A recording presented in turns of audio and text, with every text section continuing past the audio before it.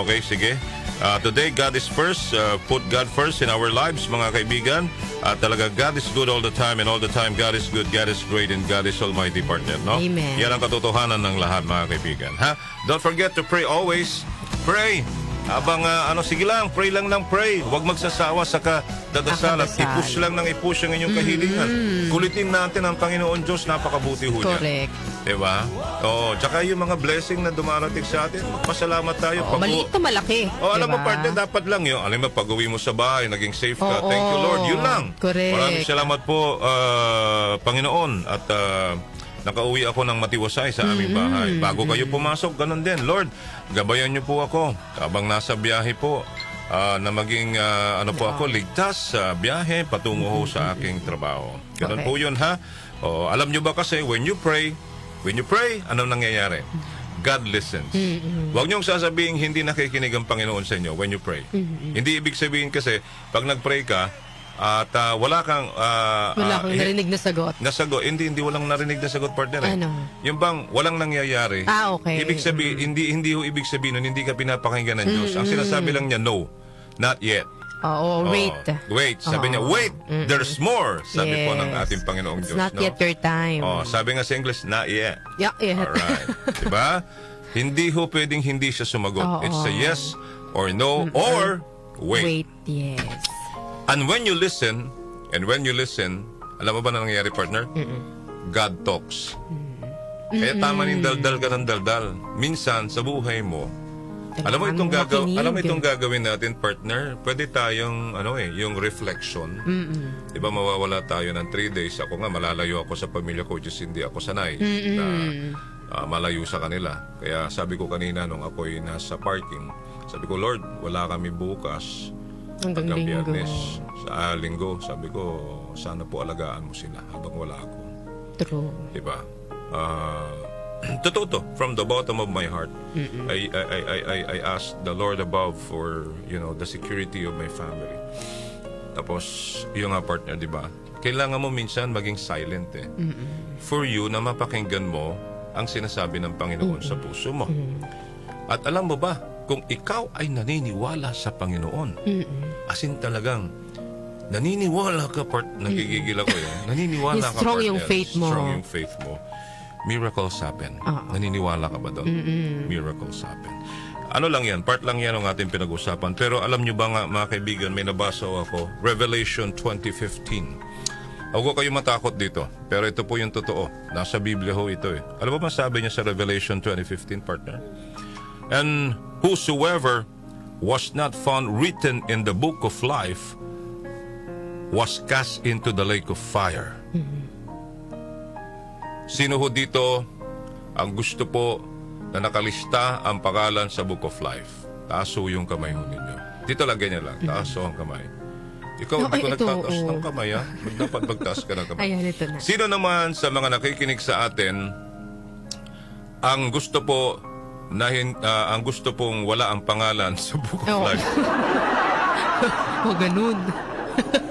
Doon po sa ayaw ho na maisulat ang pangalan nila sa libro ng ating buhay, the book of life. Sige ho, dahil nag-aantay po sa inyo ang impyerno. Alam mo ba, partner, napakagandang isipin na doon.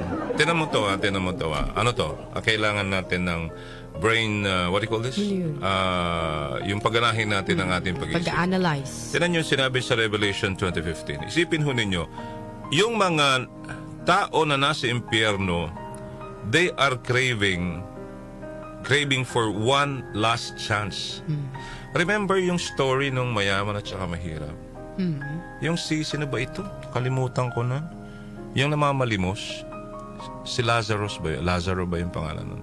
Nakalimutan ko na yung storya na yun. Tapos di ba nung namatay sila pareho, yung mayaman napunta sa impyerno. Di ba pinagdamutan niya eh. Something like that. And then, yung mahirap, siya yung ngayon ang nasa langit.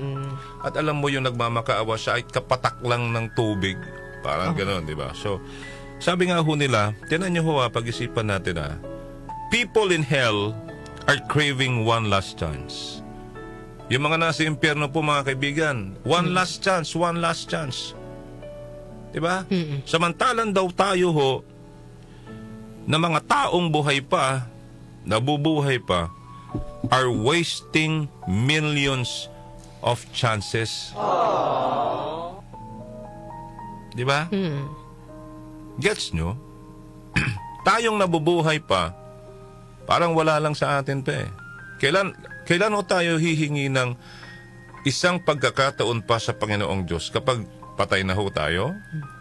Pag ang ating kaluluwa ho ay nasa impyerno na pagdating ng panahon? Diba? Ang ganda oh. People in hell are craving one last chance. Sumisigaw yung mga yan, di ba? Nakibabasa naman natin, napapanood natin, kahit sabihin na natin, di pa nakikita natin. Dito pa nga lang sa mundong ginagalaw natin, parang impyerno na po eh. Impyerno na. Di ba? Hindi impyerno dahil sa init, pero impyerno yung buhay. No, Di ba? sa hirap. Grabing hirap. Di ba? One last chance. Talagang sumisigaw sila, one last chance. Samantalang tayong mga buhay pa po, tayong mga buhay pa, sa mundong ito, are wasting millions of chances.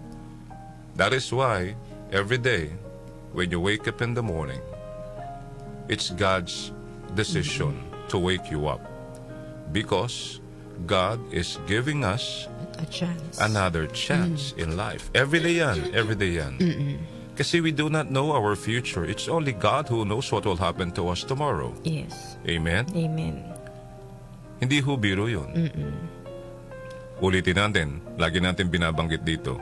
Sa pagtulog mo kapatid, mga kanyusik, desisyon mo yan. Pero ang paggising mo sa umaga, desisyon ng Diyos yan. Amen? Amen. Kaya before you go to bed, you pray. You thank the Lord. At ask for the angels of God to watch over us while we are sleeping. Pagising mo sa umaga, magpasalamat ka. That's a blessing already. Diba? At marami pang blessing na dumarating, hindi lang natin napapansin. Sa punto pong ito mga kaibigan, ano pong gusto nating iparating? Habang may oras pa, hindi pa huli ang lahat, may panahon pa po tayo para magsisi at magbalik loob sa Panginoong Diyos. Dahil po ang nais ng Panginoong Diyos ay sumunod ho tayo sa kanyang kalooban. Mamuhay po tayo ng may kabanalan. Magsisi at talikuran ho ang mga kasalanan. Although medyo napakahirap. Dahil nga bilang isang tao, nandyan ang temptation, nandyan ang tukso, nandyan ho yung, nandun talaga eh. Ito yung kalaban natin, partner eh. Ito yung kalaban natin dito sa mundong ibabaw na ito. Kaya sabi nga po, habang buhay ka pa, ngayon pa lang, tanggapin mo na ang Panginoong Hesukristo bilang Panginoon mo at Panginoon natin at tagapagligtas. Diba? At ano pa po? Sundin ho natin. Gawin ho natin yung best po natin na sundin po natin kung ano po ang kalooban po ng Panginoong Diyos para makamit po natin yung tinatawag na buhay na walang hanggan sa kalangitan. Kaya ngayon pa lang, magsisi na ho tayo, magpabautismo tayo, yan, sa pangalan ng ating Panginoong Hesukristo. Para yung nga po, mapatawad po tayo sa ating mga kasalanan. Kung sakali mang dumating man, partner, sa atin ang kamatayan, ay handa po tayo. At hindi tayo natatakot o matatakot mamatay kasi baka pumunta tayo sa impyerno. Di po ba? O, handang-handa po tayo. Dahil alam natin kung saan tayo patutungo kung dumating man ang huling araw ng ating buhay. Sabi nga lagi natin dito, partner, sa ating buhay, wala hong forever. Lahat ay magtatapos, lahat po. Lalo na po tayo, mga kanyusik, no?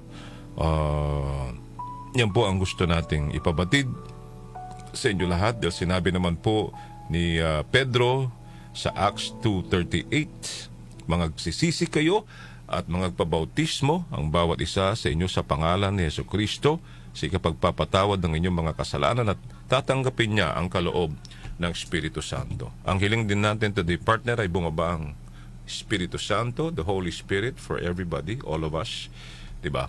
At sabi nga ho, ituwid natin kung ano ho yung mali, no? Ayan, at gampanan natin ang tungkulin natin bilang anak ng Diyos at bilang followers po ni Jesus Christ. Amen? Amen. Alright. Doon ako na, talaga, doon sa sinabi ko kanina, yung unang pinasa ko, partner, na Yung mga nasa impyerno, humihingi sila ng one last chance. Samantalang tayo, milyong-milyong mga pagkakataon, Binibigay sa atin. binibigay sa atin. Pero we are just, wasting it, mga kaibigan. Kaya, pag nilay-nilayan po natin, pag-isip-isipan po natin, mga kanyusik, dahil masaya mabuhay sa mundo, masaya gawin yung mga mapapawal at masama. Diba? Sa ngayon yun. Pero isipin din natin yung pang-spiritual ho natin pamumuhay. Ha? Amen ba yun? Amen. Sina Joel Grospe at Darlene Olaño, MOK sa 774